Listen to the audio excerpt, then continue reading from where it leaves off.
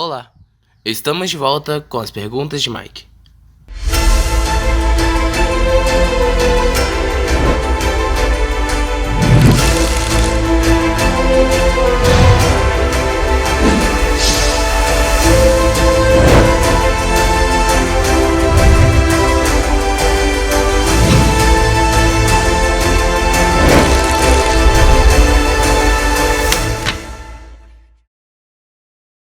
Episódio de hoje: o que Jesus está fazendo hoje?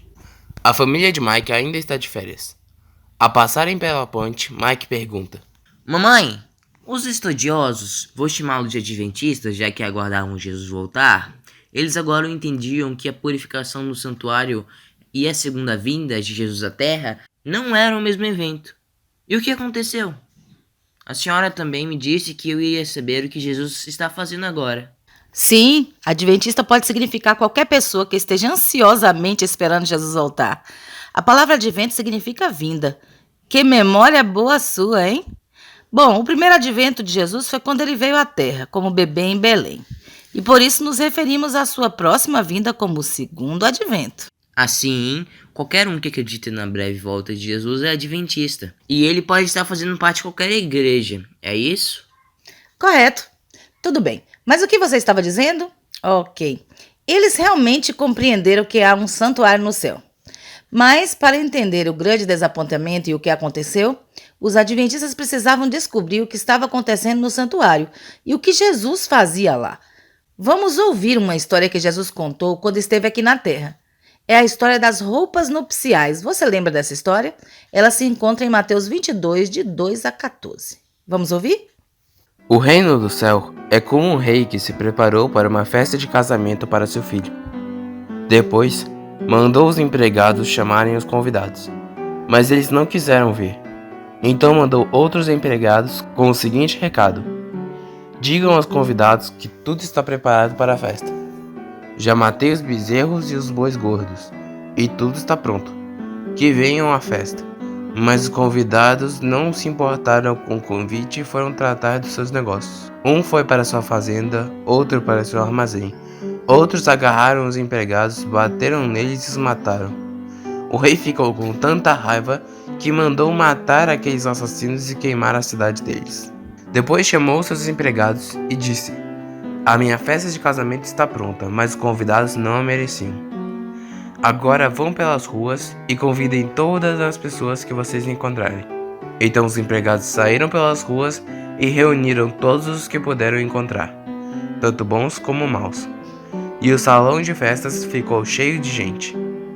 Quando o rei entrou para ver os convidados, notou um homem que não estava usando roupas de festa e perguntou: amigo, como é que você entrou aqui sem roupas de festa? Mas o homem não respondeu nada. Então o rei disse aos empregados: amarrem os pés e as mãos daquele homem e o joguem fora na escuridão. Ali ele vai chorar e ranger os dentes de desespero. E Jesus terminou de contar a história dizendo: pois muitos são convidados, mas poucos são escolhidos. Você viu, Mike, que antes de ter início a festa do casamento, o rei foi verificar para ter certeza de que todos os convidados estivessem usando suas roupas de festa. Jesus está fazendo uma coisa parecida. Ele nos ofereceu o manto da sua bondade e antes de vir para levar-nos para o céu, está verificando para ter certeza de que todos os que querem ir com ele estão usando o manto de bondade que ele nos deu. Ah, agora eu entendi. Os primeiros adventistas, aqueles que tinham passado pelo desapontamento de Cristo não ter voltado em 1844, tinham muitas perguntas e não entendiam tudo o que estava acontecendo. Claro, tinham medo de que os juízos já tivessem sido encerrados e de que ninguém pudesse mudar de ideia ou converter-se depois disso. Mas, claro que não era verdade. Ainda hoje, podemos aceitar a Jesus e arrepender-nos. Sim, podemos.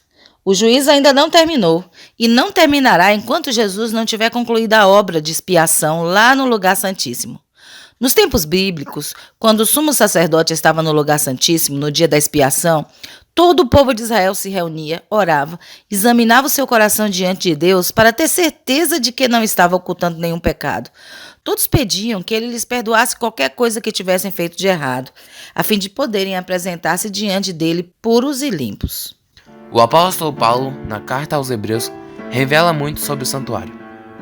Pelo seu próprio sangue, entrou no Santo dos Santos, uma vez por todas, tendo obtido eterna redenção.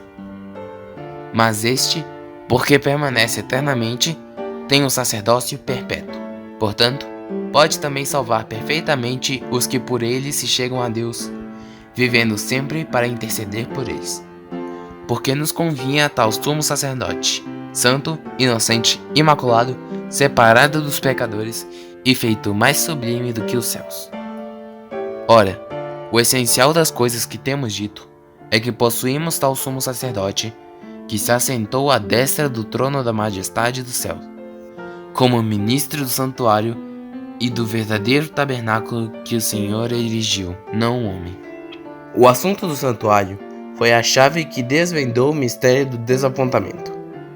Revelou um conjunto completo de verdades vinculadas entre si e harmoniosas, mostrando que a mão de Deus dirigiu o grande movimento dos que se prepararam para a sua vinda. Aqueles que haviam aguardado em fé o segundo advento esperavam que ele aparecesse em glória. Sendo desapontadas as suas esperanças, perderam de vista a Jesus. Então, no lugar santíssimo, contemplaram novamente seu sumo sacerdote, prestes a aparecer como rei e libertador. A luz que veio do santuário iluminou o passado, o presente e o futuro. Embora tenham falhado em compreender a mensagem comunicada por eles mesmos, sabiam agora que ela era correta. O engano não ocorreu na contagem dos períodos proféticos, e sim no próprio evento a ocorrer no final dos 2.300 dias. Ainda assim, cumpriu-se tudo o que estava predito pela profecia. Cristo compareceu, não à terra, mas ao lugar santíssimo do templo celestial. O povo ainda não estava preparado para encontrar-se com o Senhor. Havia ainda uma obra de preparo a ser cumprida por eles. Ao seguirem, pela fé, ao sumo sacerdote em seu ministério ali, novos deveres seriam revelados. Outra mensagem deveria ser dada à igreja. Sendo que Jesus se encontra no lugar santíssimo, devemos então estar vivendo no tempo da expiação. É isso? Devemos examinar o nosso coração também, igual o povo de Israel fazia antes desse momento especial. Sim, Jesus está no céu intercedendo por nós agora. Precisamos examinar o coração para ter a certeza de que aceitamos o seu manto de bondade, em vez de nos apegarmos aos farrapos do antigo e sujo caráter que tínhamos antes que Jesus nos transformasse. Faz sentido. Fico realmente ansioso para que Jesus venha outra vez. E logo, quero usar o seu manto de bondade. Eu também. Durante 18 séculos, esse ministério prosseguiu no primeiro compartimento do santuário.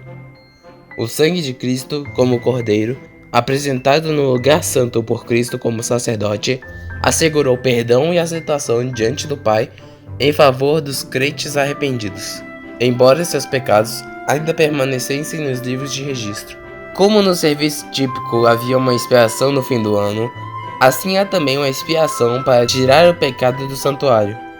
Este serviço começou quando terminaram os 2.300 dias em 1844. Naquela ocasião, Cristo, como nosso sumo sacerdote, entrou no lugar santíssimo para purificar o santuário. Agora os pecados dos penitentes são, pela fé, colocados sobre Cristo e transferidos de fato para o santuário celeste.